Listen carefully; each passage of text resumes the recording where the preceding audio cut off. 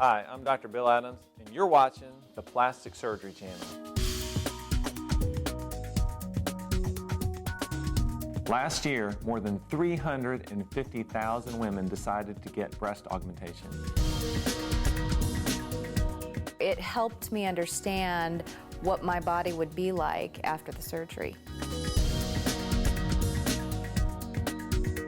And speaking of hard fats, let's talk about your olfactory organ.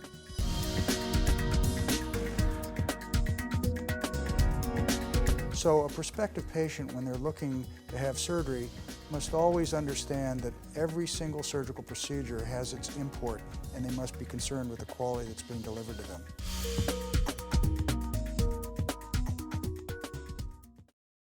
Saturated fats get a bad rap, but a new analysis of previously published studies has failed to find any clear link between how much saturated fat you eat and the risk of developing heart disease.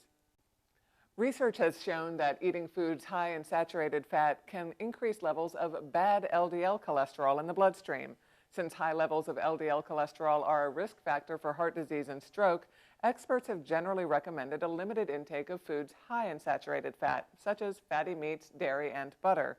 However, contrary to what was previously believed, in the new analysis, researchers could find no obvious evidence that higher saturated fat intakes resulted in higher risks of heart disease or stroke. While the findings may sound promising to steak lovers, in an interview with Reuters Health, American Heart Association past president Dr. Robert Eckel cautioned against overinterpreting the results. He noted that saturated fat can raise people's cholesterol, and the new analysis is not going to change recommendations to keep saturated fat intake in check. The best thing to do, says Dr. Eckel, is to take the focus away from single nutrients and instead focus on healthy dietary patterns. According to the American Heart Association, so-called prudent diets that are high in fruits, vegetables, fish, and unsaturated fats from vegetable oil may help lower the risk of heart disease and stroke.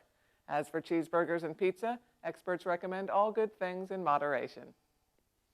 Now let's check in with our good friend and intrepid internet explorer, Yvonne McCarthy, to see what she's turned up in the world of weight loss surgery on the World Wide Web.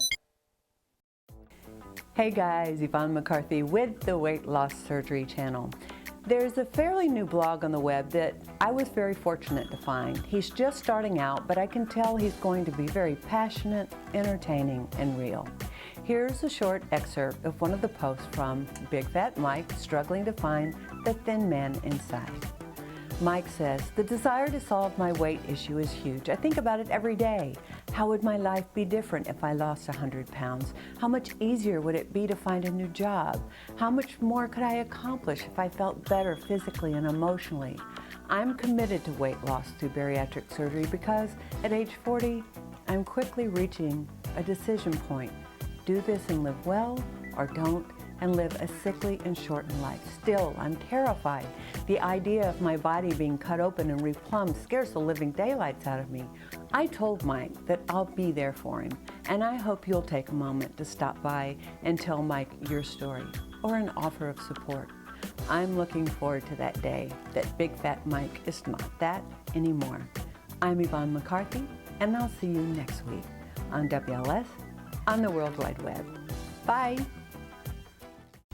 Yvonne is a sweetheart.